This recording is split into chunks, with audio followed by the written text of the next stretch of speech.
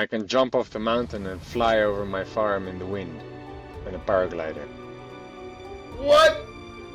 Is it Yeah. from your backyard? There's this jumping spot here, and I can just fly, and then with the right wind I can stay for hours in the sky, flying left and right over the ridge, and and I can see 4 countries at the same time. I am super curious how the process has been. Then I was hunting for land all over Europe and traveled everywhere. Then I really got into being self-sufficient, growing food, permaculture, homesteading. So came the dream to make a future farm for myself, my own resilience and my own food security. You're currently, for the first night, on your property inside. What are you inside of? Yes, I am making a permacultural farm, and I've been working here for 3.5 years, but I live a couple minutes further away in my little house. So for no night yet, I have really slept on my farm. I've spent 10,000 hours here working on all the dreams. This is the first night that I'm actually sleeping here in my self-made little steel diesel reservoir sleeping container contraption. Was there a moment when you were working there on your property that you experienced something that helped you with how you look at the world? It's very nice to experience that when you harvest your own self-grown food for the first time, after you planted a seed and planted it in the ground and watered it for so many weeks, that really shows you that, this is how humanity has always valued food, and we really undervalue what we can just buy in the supermarkets nowadays. Thank you for coming on the Journey to Life podcast. This is Robert, and I wanted to speak with you because I think what you've done is epic. Like buying a massive piece of land in a different country, far away from everyone who you know, just because you have a vision, you want to build it with 1,000 edible plants and just create something for yourself and with your own vision. And I think that's admirable. So I am super curious how the process has been for you, what has happened in your mind, and what type of stories you have to tell. And I want to start off with when was the moment you realized you actually wanted to live this way? Well, thanks for having me on the podcast and taking inspiration from my story. And so when the pandemic hit, I decided to build myself a tiny house on wheels in order to move out of the student life in the city of Den Haag in the Netherlands.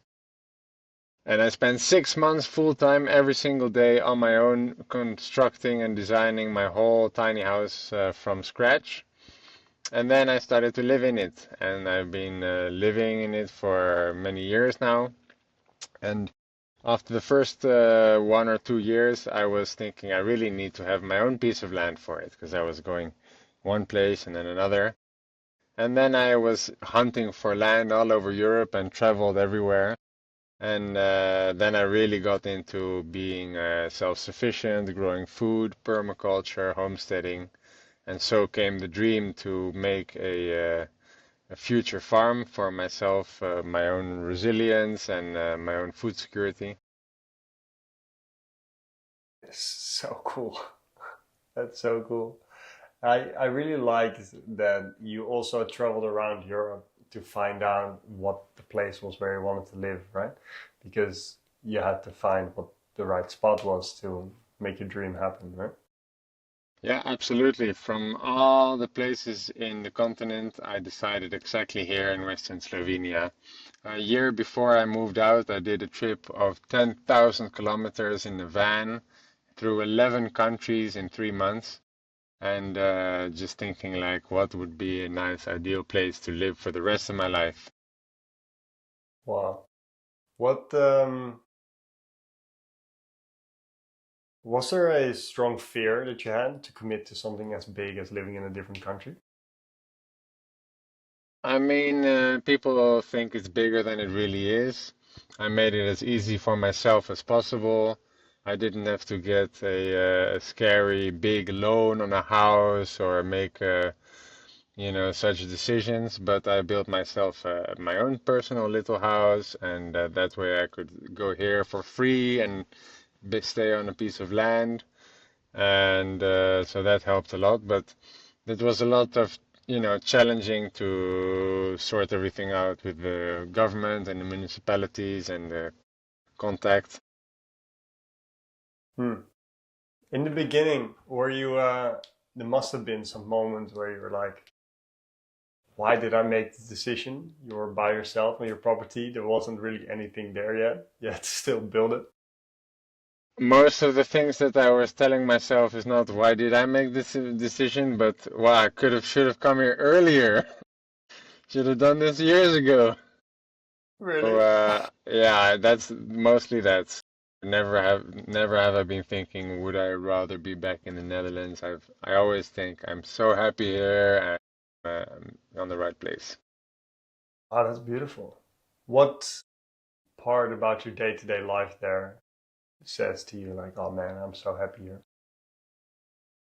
What's really satisfaction is to make progress on your ideas and your plans, and to make permanent progress. So not writing something on a computer progress or working for some boss project, but your own life improvement project and your own process on land, which is permanent, especially on my land, which I have lots of rocks and boulders, and so I make stone wall constructions, which are lifetime lasting, structures.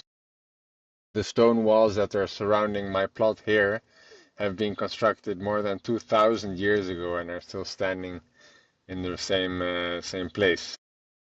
And Man, I'm been that is renovating them. Once, hundreds of years ago, some hands made this rock right there, and I'm putting it back together as a nice wall. how does that feel?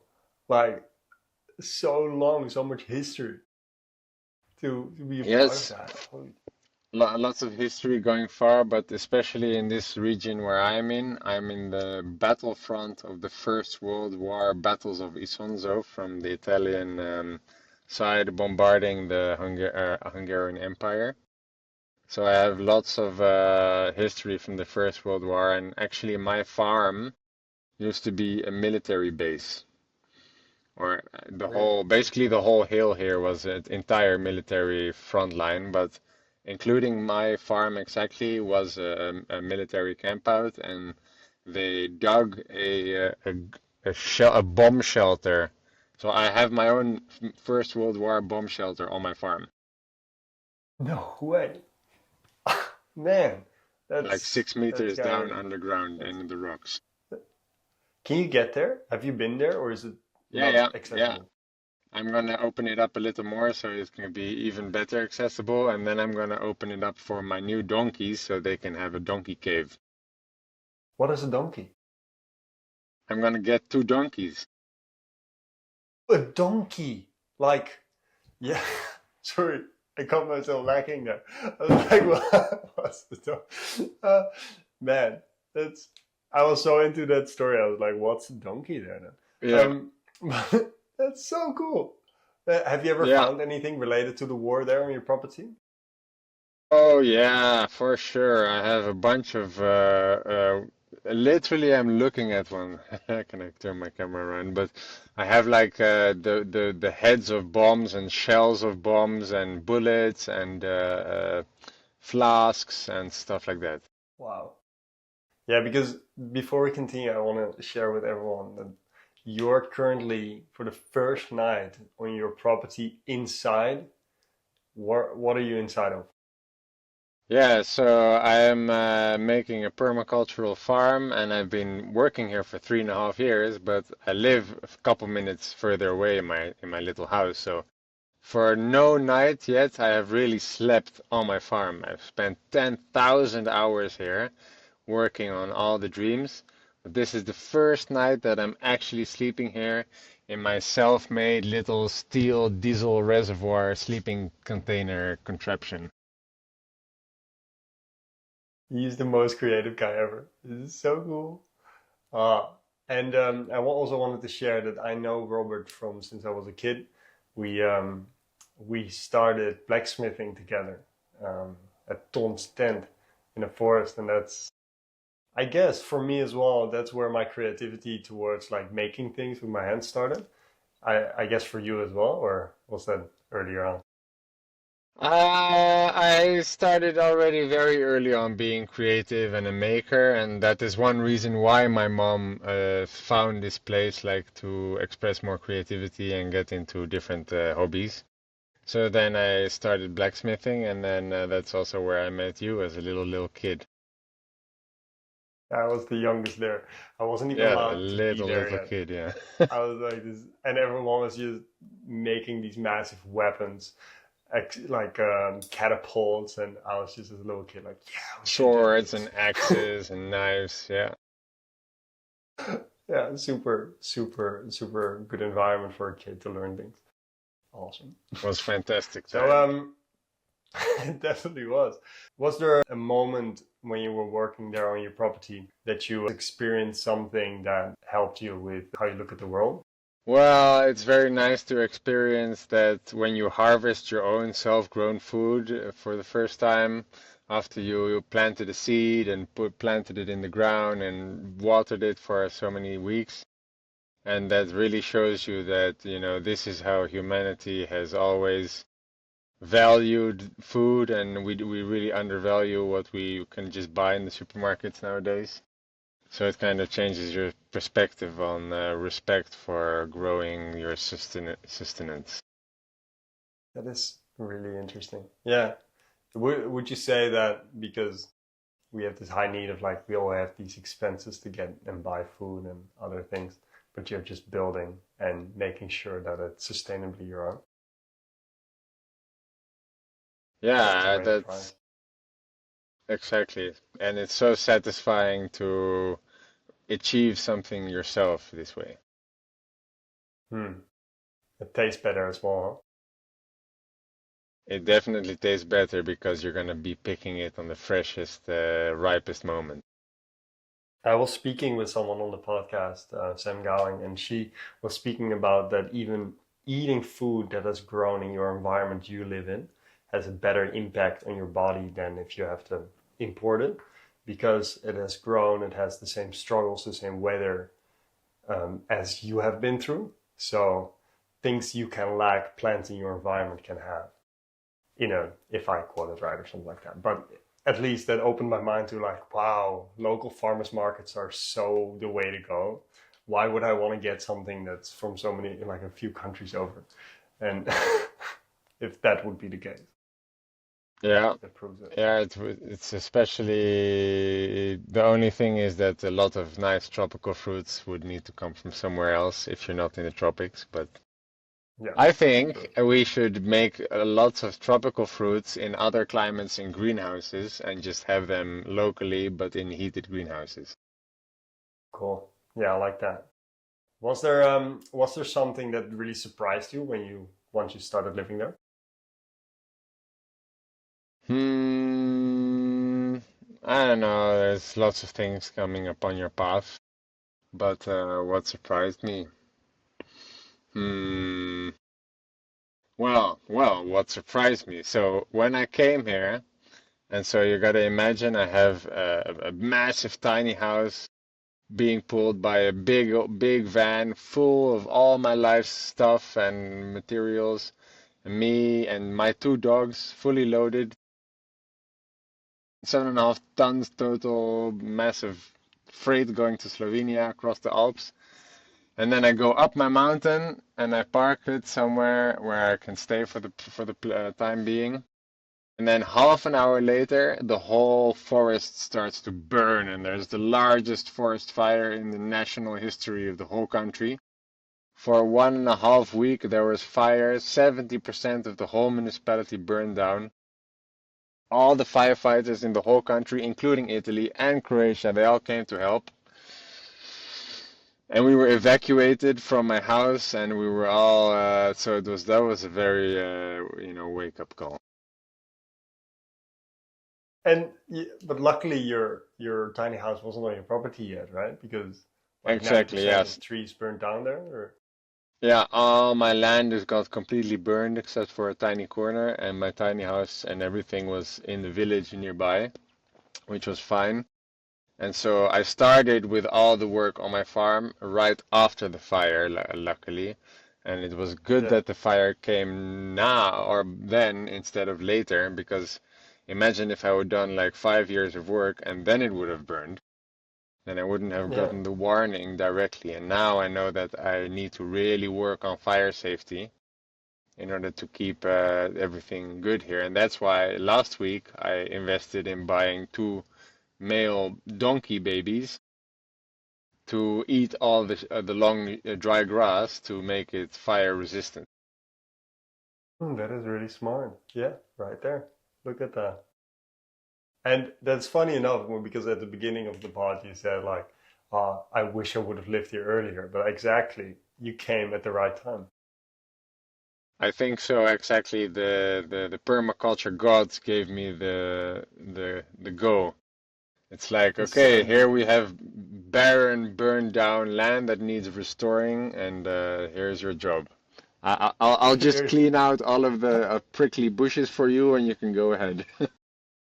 man, it's like it's perfect. It's like, do you need some fertilization? We'll just burn everything down. Make sure you have nutrients in the ground. You wanted to start over? Good luck.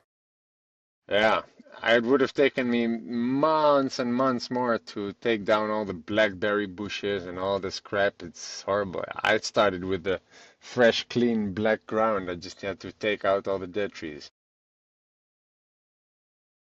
Man, was there, that must have been, did you have to do anything in your mind? Like, why did this happen? Or was it simple to say like, oh, this is good, this is fine? No, it's obvious. Wildfires are a massive issue across the whole world in dry climates, and it's only going to get worse with climate change. So, it was bound to happen here or there sooner or later, so it was alright. And now I know that I can protect my whole place for the future. That's a big part of what I'm working on. Yeah, yeah, protecting it to the future is important. Yeah, I get that. Is there I chose any a part of the, region uh, which is especially, there's no risk of flooding, no risk of landslides, no risk of um, what's it called, the earthquakes or something. The only thing is fire. shit? Yeah, yeah. In Australia, we have that as well. There are a few places where fire just scary fast. Like it can go the speed of a car, and it just fucking it sends past everything. Yeah, with the wind. Yeah, like very. I've never seen it before, but I can imagine if you see fire 8 meters tall and just going coming at you, and you cannot outrun it by car. You're like, ooh, It this can is be not fun. 50 meters tall if you have high trees burning. Yeah, I don't want to think about that. It's gonna burn my ass. Yeah. Mm. Is there something about your lifestyle there that sounds romantic, but is actually not? Maybe living in the forest sounds romantic, but you gotta be having a compost toilet and making fires and stuff to get warm, and so it's not as glamping as you think, but it's amazing though because you're in the middle of nature. That's beautiful. Yeah. Was that getting used to, or was that?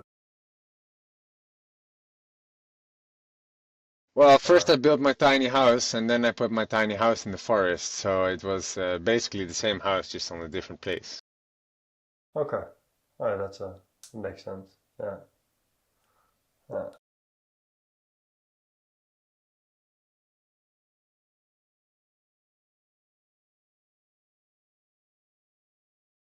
Do you think that you became a different person from when you started living there to who you are now? Yeah, I think so. I think every month I'm a new person again. And yeah, every time you change different mindsets about things and you learn new things and you progress. So yeah, I think for sure. Every couple months or whatever, I've been a different person again. Why do you think that is? Because you just the more you do, the more you learn, and the more you change. If you don't change, you're not progressing. Yeah, that's nice. Do you think progressing is a big part of life then? Yeah, that's the main thing in life, I think. If you're not making progress, you're just stuck. I think progress. I cannot. FOMO, fear of missing out. I don't have fear of missing out on parties or whatever, but I have fear on missing out on potential progress.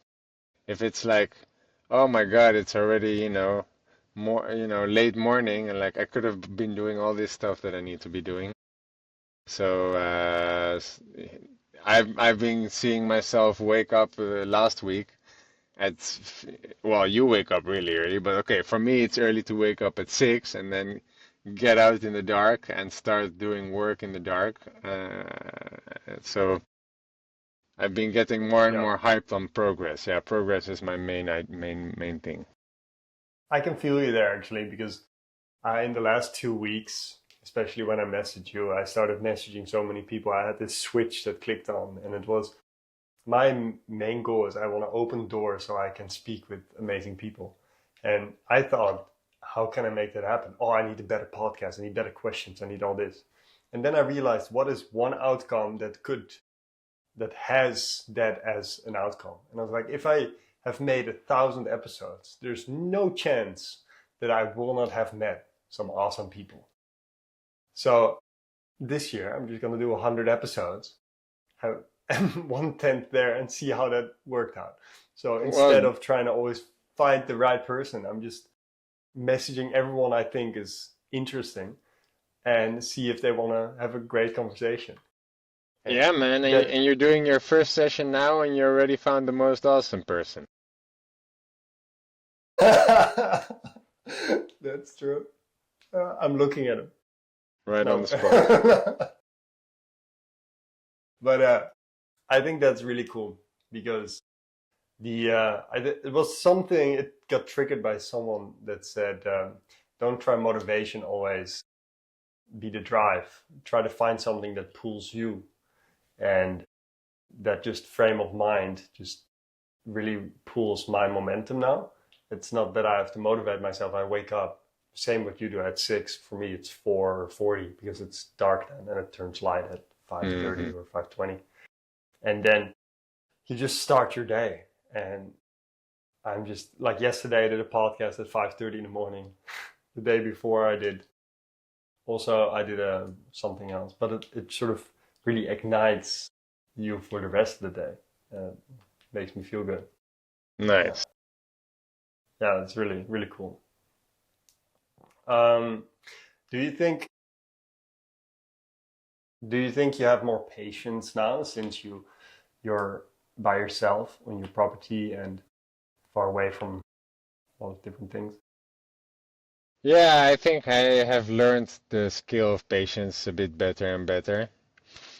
Especially when things are really going to be taking a long time, like getting paperwork done with the government or something. Otherwise, you're really just going to be stressing, like, but you have to let it go. So, and also, of course, with plants and fruit trees, especially, like, I've been planting and planting all kinds of stuff, but it takes a lot of patience to let it grow big. You're right. Yeah. So, What's the saying? If you want shade, you should plant now, or 15 years ago. the saying is the best day to plant a fruit tree is yesterday. Yeah, that's perfect. Is there something you thought you could control, but you found out you couldn't? Well, I felt I could keep the deer out, but the deer like coming in. But Yeah, today, the deer have been like they killed a bunch of my fruit trees and whatever. Well, they've been just munching on them. But just today is enjoying. the first night that my dogs are out here barking. So now the deer will be like, "Hey, dogs in the night on the farm where I love to kill the fig trees." I don't think I'll come near there again. I think once now that I've been gonna be living here, and the dogs are gonna make noise in the night, and I'm gonna be here, I think the wild animals and the deer will stay far away. Nice. Yeah. Is that what do you have you in the last 3 years? What have you experienced? What was a moment where you felt like, oh, this is the biggest problem you've faced so far? Well, one of the biggest problems or struggles on this region, particularly, which I chose for making a farm, is the lack of soil or biomass. So I really need to get anything anywhere that resembles soil or biomass and just put it together. And one by one, I have more and more space for planting.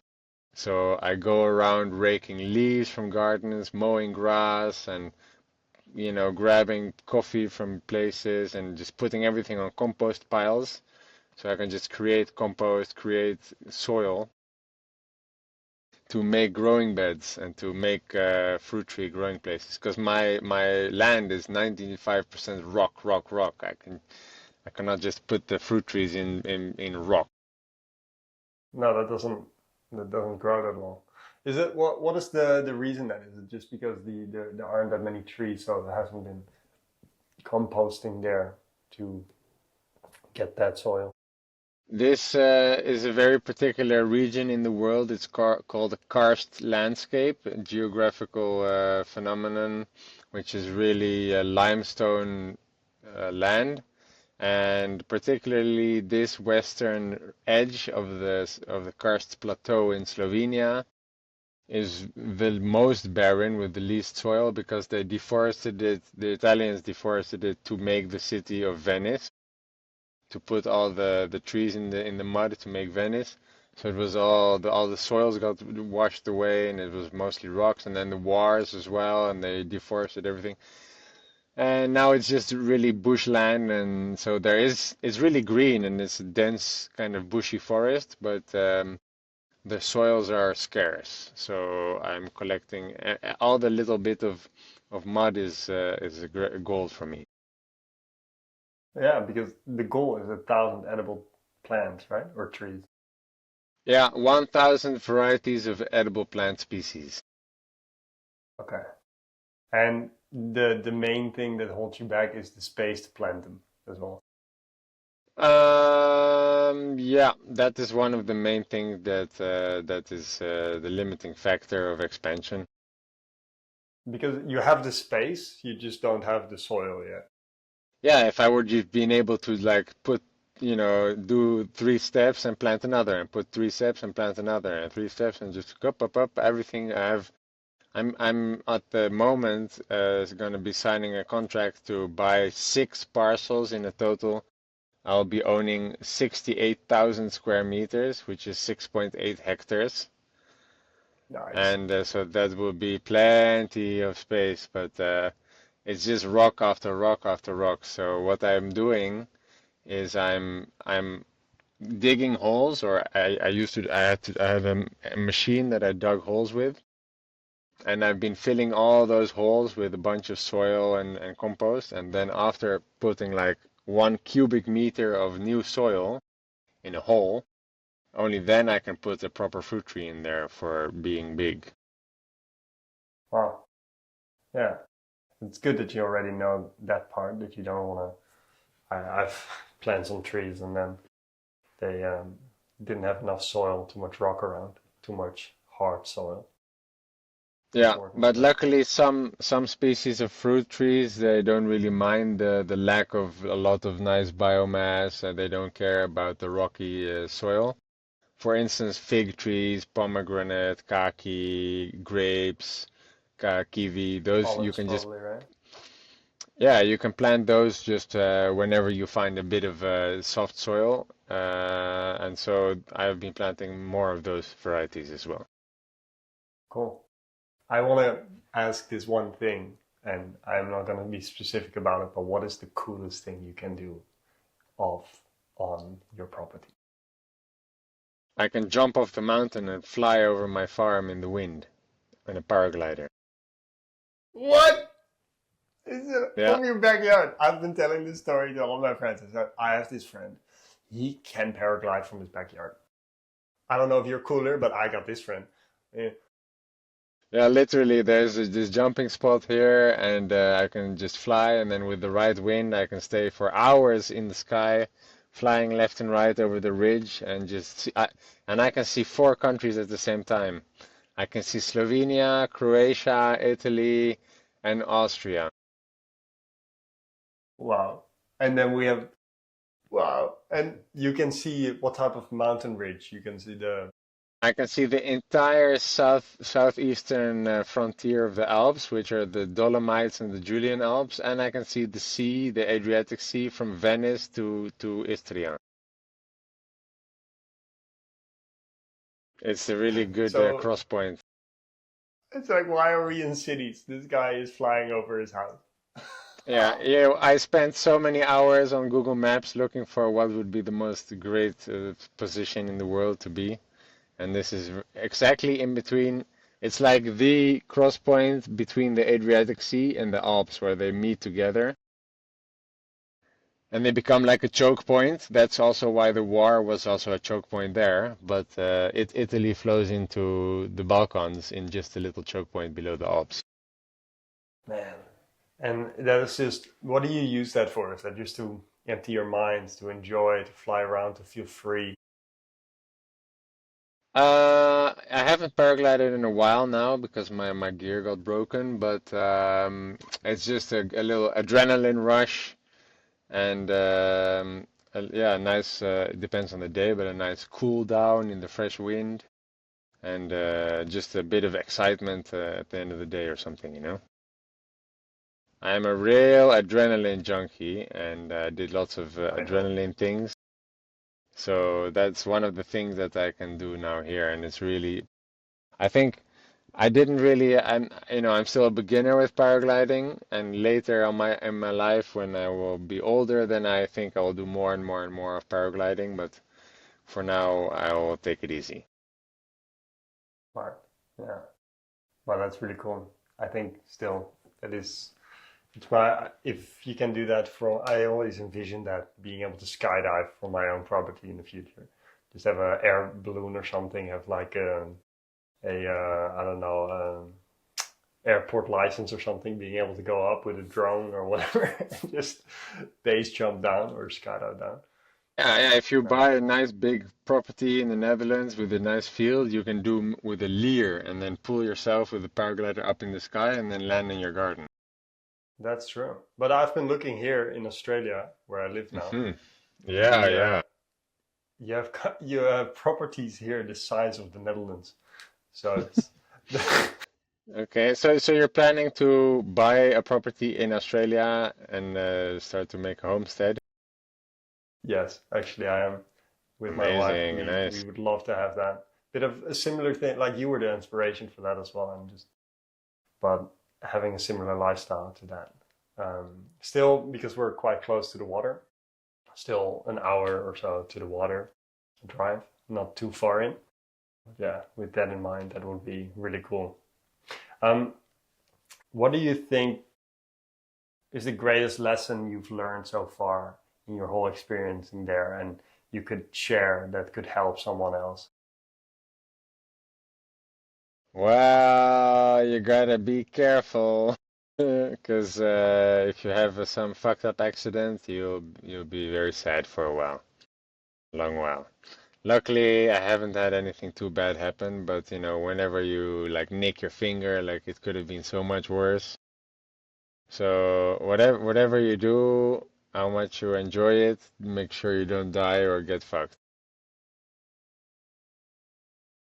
Yes, okay. That's a good, I mean, that's a good way of living. Don't die, don't get. Yeah. Try to enjoy what if you want to do something crazy, but make sure you don't get too fucked. That's a good one. Do you think that people are missing out by staying too comfortable and in their own space? Yeah, for sure. A lot of people are very having boring lives. Maybe not just because they're, wanting to stay too comfortable, but maybe they're just stuck in a system of going to the office and having a weekend at a friend's house, and that's it. Hmm. Yeah. What would you say then if someone is stuck and they're scared to change? And what would you tell them? And they need to, if they want to, they need to make the opportunity for themselves to do things they want. But depends how motivated everybody is. How would you do that? Well, how I would do it is make a tiny house and be, not reliant and not pay rent and have the free time and stuff, and of course eat healthy so your body can do things. Some people can't even walk for 20 minutes. Yeah. Yeah, that's true. That's definitely true. Um, do you still post on your YouTube and on your Instagram? I post a lot of stories on Instagram almost every day and some posts, and on YouTube I did more longer videos. But it's been a while since I made a longer edited video, but I should do some more soon again. Cool. All right. What's your handle for Instagram so that people can find you if they want to reach out or Uh, share something? on Instagram, it's Govets Permaculture. That's Govec, Govets. Awesome. I'll put it in the description as well. And your YouTube? That's my name, Robbert with two B's, van Haaften. Awesome. I'll put it in as well. Yeah, man. Robert, thank you for having been here, and it's been so good. I'm really happy to hear everything you've done and everything you've shared. It's awesome, like truly. Um, I am still super keen to next time I'm in the Netherlands to come to your property. That's going to be awesome, and see what progress you've made. Yeah, man, for sure. And we can do another podcast when it's light here, so I can walk around and you can see in real life, in real time. That would be awesome. I can make a cool edit out of it from online to real life on the property, and we can do some paragliding. Oh yeah, Awesome. streaming while I'm in there. Yeah, yeah, you'll be there, I'll be on the ground. Like, hey, man, thank you for coming, Okay, cool, man. and It was nice to and speak to you. We'll keep in touch. we will.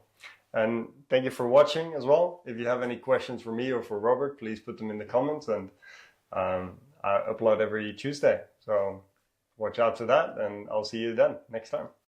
Peace. Bye.